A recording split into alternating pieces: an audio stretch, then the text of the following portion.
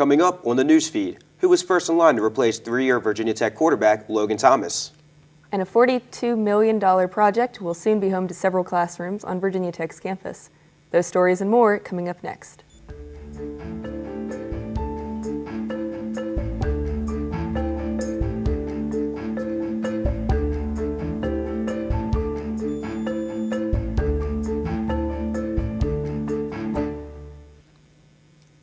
Hello, and thanks for joining us on this edition of the Newsfeed. I'm Emily Jones. And I'm Brendan Susserman.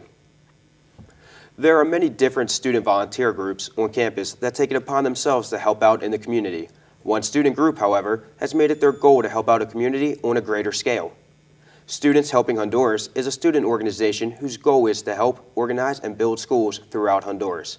Each year, students travel to Honduras during their summer and winter breaks in order to help contribute to the ongoing effort. Anastasia Matasuwitz, an active member of Students Helping Honduras, tells us about the latest project with which she has been assisting. So I went down over winter break and we broke ground. It was like completely dry ground, nothing there. We broke ground to start building this like 4-classroom middle school at Ponchame. And so we got like a lot of the walls in and stuff, and then now like there's two, like the villagers there are working on it year round until we can go back, and hopefully it'll be finished by like end of May. The volunteer work in Honduras is ongoing, and students can join the organization at any time. For more information, visit the Students Helping Honduras Facebook page. The Virginia Tech football team held its first open scrimmage of the spring last Saturday in Lane Stadium. While there seemed to be several position battles to watch for this spring, perhaps most important is the quarterback spot, where the Hokies are tasked with the job of replacing three-year starter Logan Thomas. Zach Mariner has more on the story. Virginia Tech football held its first open spring scrimmage on Saturday in Lane Stadium as Hokie fans came out to see several new faces, primarily at the quarterback position. Senior Mark Leal, redshirt freshman Brendan Motley, and true freshman Andrew Ford will all battle for the spot this spring, with Leal getting the first team reps for now. Jerome Wright scored the only touchdown of the day on this 43-yard scamper. Head coach Frank Beamer had this to say after the scrimmage. I'm pleased with what's happened so far. I think it's an ongoing evaluation, but I'd like to see our pass game a little more exact today. Sometimes we're open, missed the throw, and sometimes we didn't get open, but I think that will come. So overall, pleased with where we are. Leal got the first team reps, but completed just 3 of his 7 passes and threw an interception. Motley was 5 of 7, including this screen pass to fellow freshman David Prince. Ford saw limited action during his first appearance in front of an audience in Lane Stadium.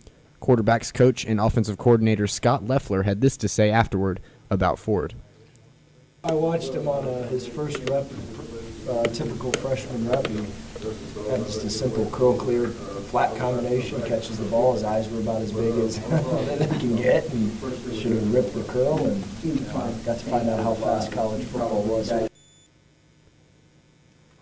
Ford finished the day just 0 for 1 passing. He had this to say afterward.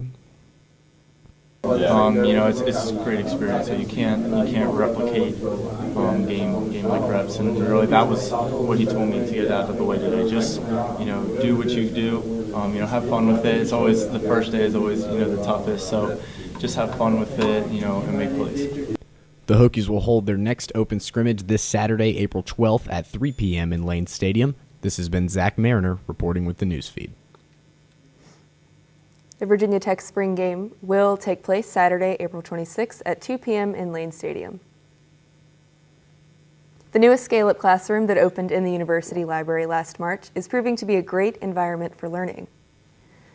Scale-up, created by Robert Bakener, stands for Student-Centered Active Learning Environment for undergraduate programs. The campus is home to 3 scale-up classrooms located in Daring Hall, Cheatham Hall, and the university library.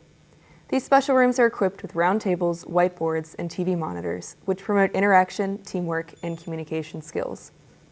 A $42 million project approved by the Board of Visitors last week will be home to several of these rooms. Virginia Tech instructor Nikki Lewis currently teaches in a scale-up classroom and sees the new plan as a great investment for education. The way of teaching is sort of changing, And so it's nice if you have a whole building full of that sort of environment where the students are more teaching themselves than the faculty. The building will be located on the corner of Perry Street and West Campus Drive. Construction is scheduled to start this fall. Now that warmer weather has finally found its way to Blacksburg, you may be looking for a reason to spend time outside. Reporter Morgan Slavin has more. Thanks, Brendan. I had the opportunity to visit Kentland Farm Sunday and was surprised to find Virginia Tech Dining Services offers a volunteer program that puts a new spin on the school motto. The sun is shining, the birds are chirping, and there is weeding to be done at the Virginia Tech Dining Services garden. Kentland Farm has been around for hundreds of years, previously owned by the Kent family before the university began managing it in 1986. Garden manager Alex Hessler says that while the 3,200-acre farm is home to crop and livestock research, the university recognized the need for a campus garden. Dining Services got involved with the Department of Horticulture to create an integrated educational farm program whereby students would be involved through volunteerism in growing vegetables on a portion of Kentland Farm, and those vegetables would be served in university dining halls. The food plot started as an average-sized garden, but has now grown to 4 acres. Hessler says that while Dining Services employees manage the garden during the summer, it takes more help during the spring and fall seasons. When dining service crew members are in the dining halls preparing food and serving food to students, we rely heavily on volunteer groups. Volunteers like Alpha Phi Omega member Samantha Weedman. Weedman says that although this is her first time helping her service fraternity at the garden, it's been a positive experience. It's cool to do a service project that directly affects the school, because usually we're going out and helping in the community, and this is kind of both, like we are helping something that is like directly affecting students and faculty at school. Weedman says that good company makes volunteering at the garden fun. I think just being able to like have fun and talk and hang out while we're doing something productive, because like I don't think we like just sitting in silence weeding things is that fun, but it's fun when you're with a group of friends and you know that like what you're doing is helping like something for the school. Reporting from Blacksburg, I'm Morgan Slavin for the Newsfeed. There's plenty to do at the school garden this spring. Interested volunteers can sign up to help through the VT Engage website or visit the Dining Services Garden Facebook page. That will wrap up this edition of the Newsfeed. I'm Brendan Susserman. And I'm Emily Jones. Thanks for watching. See you next time.